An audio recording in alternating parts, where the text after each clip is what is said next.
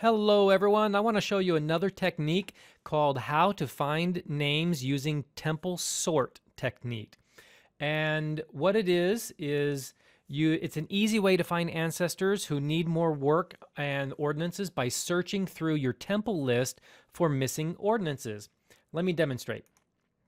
So here I'm logged into familysearch.org and I'm going to go to temple to try and find missing ordinances. So temple, all reserved. And here's a list. You should be familiar already that this is a list of the temple names that you have reserved for ordinances and their status. Well, what you want to do then is click sort or the name and it will sort it alphabetically. And then that way I just do this by name, sort by name, because I can stop if I have to take a break. I know where I stopped. My father likes to sort by ordinances, and that's the way he keeps track of things. But the purpose is not to look at these ordinances, but to look at these people. So however you sort it, you could sort it by date reserved and start with the oldest and go to the newest. It doesn't matter, but you're sorting just so you can keep track of where you are. Then you go through every name and you left click on every name to see are there any ordinances that are missing. And you know that the gray means the temple ordinances are completed for baptisms, confirmation, initiatory, endowment, sealing to parent, and sealing to spouse. So these are already taken care of and we've reserved them. I just left click off to the side here just to get rid of it, or you could press the escape key on your keyboard. And I go to the next person and I look, are there any green temples? Nope. That's okay. Press escape. And I'll go to this person. Ordinances are all done. Escape. Click on Mary. Escape. And click on, now look we there, Emma Bell Carter needs endowment. Somehow it was missed, or somehow it became available where it wasn't before, or something. So what do I do with this now? Well, great. I now know some information I didn't know before. So I take this ID number. I don't want to stop my search right now. I want to just record the ID number. So I press Control C on the keyboard, or if you're on a Mac, Command C. And I'm just going to copy it to a little notepad. So I bring up a little notepad and I just copy it just so that I can save it all there and keep going. You could use Word. You could write it down on a piece of paper. I actually use Google Keep, and it's just a fast way of keeping notes. It syncs with my phone, so no matter where I am, this is how I keep. This is my little notepad for what I want to do in Ancestors. So I can say ordinances needed and just keep a list of it. You can record the name if you wish. My father uses 3x5 cards. This is what he's done. These are the results that he's had using this same technique. And every one of these are ID numbers of people that he just writes down on cards from his temple list after he's sorted and searched through them. So he knows he needs to go back and claim or reserve the ordinances that are on them. So here we are. We just finished Emma. We're going to continue here. And ordinances, I'm looking to see, are there any green icons here? Nope, those are done. And those are done or waiting. Those are done and waiting. And press escape or just left click off in the white area and keep going. Those are done. But I wanted to show you, I'm going to keep searching because there are maybe 10% in here that are missed. So I'm just clicking through, making sure I get every person. There's another one right there.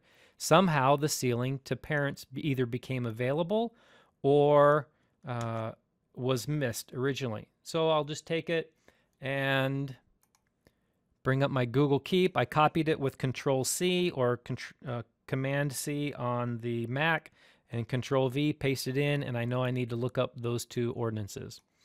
So I keep going and I keep going, and you get the picture. I'm going to go through every single one of these and just look for green icons that have been missed or are now available. Press escape. I don't want to miss Elmer or Stella.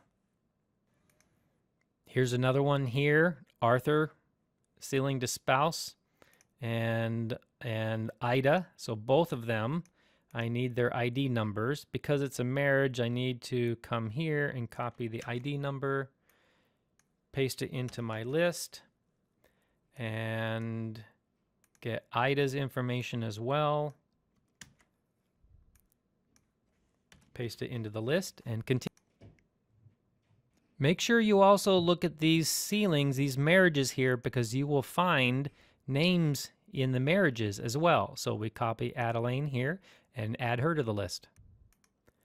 Now, why am I not stopping and reserving these immediately? Because I want to get through the list first, and I'll show you that in a moment, but I don't want to lose my place and get distracted. It's really easy to get distracted.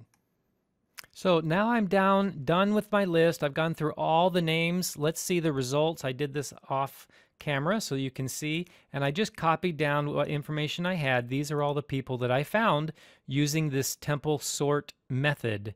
And there they are. There's 14 individuals in this list of 61. So obviously the more people you have in your temple reserve, it just becomes compounding, and it finds more names, and you can find more names. It becomes a perpetual cycle. So now what do? Now I have this list. I just go through this list and go and look and search. So let's just take a look at some of them. So let's go to these. This was Emma and this was Bernard. So let's go find them back on my list. My name is sorted. I was back up at the top.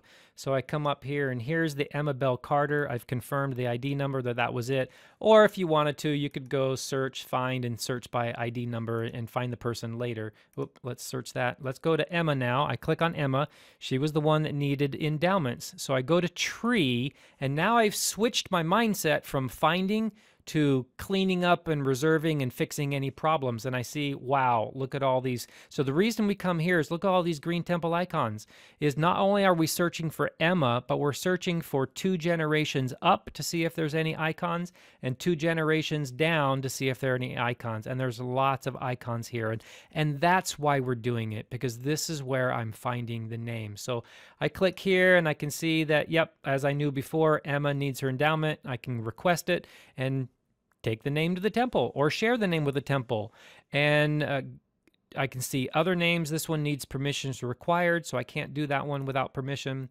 But I could go here and I could see that, no, this one needs permission required also. But you see the process now. I'm searching through to find these different icons and resolve them. So let's go back. And the next person on my list was Bertrand Olmsted. So I come in here and I find Bertrand. I sort it the same way that I did, and come on down. Here he is right here, same ID number. Click on him, go to, there's the green icon again. Go to tree, because I'm searching for people around him also. And looky here, look at all these green temple icons. Not only does Bertrand Olmsted need work, or at least somebody in his family, I can click and find out, and there's the daughter. There is a daughter that needs work done. And here's a son that if I can find information, I can find more information about him possibly. And then I can click request and help Valda. And but remember, we go 2 generations back beyond our target individual. We look and we see, oh, well, here's some possible work. There's that one. I can request it. Here's another green temple icon here. And Carl, I can request it or search some information. And here's where I start doing my cleaning, if I need to clean anything or if I need to confirm anything. But if I got these green icons, I can request them. And these yellow icons, I can see if there's information that's missing that I can quickly add. And I go 2 generations back and I go 2 generations forward. So I can then start going through and seeing, well, here I need permission required. So these probably need permission required, not this one. So request that one, request that one. This one needs permission required, and request it. So there we go. And here's some temple work that I could request as well and take these named to the temple. Can't do this one yet, and because of the 110-year rule, and need permission on that. But do you see how easy it is now? From that one name, I now have at least 4 other people that I can do temple ordinances for. That's the purpose of this. So already I have gone through this name and have at least 5 or 6 names that I can request and take to the temple. This is why my father is having a lot of success as well with all of these names, and you'll find dozens more. And the more you do, the more then it goes into your temple list, and the more you can do temple sort and find even more names. It's perpetual, and that's what's beautiful about it. So, to wrap it up, periodically go through your temple list for missing ordinances, the all reserved temple list. Write down the ID numbers. Look up those ID numbers and look to reserve that ordinance for that person. You're looking for missing ordinances. And then look around that target person's tree for other family members who also need the ordinances. 2 generations up and 2 generations down. And you'll be able to help a lot of people. Thank you.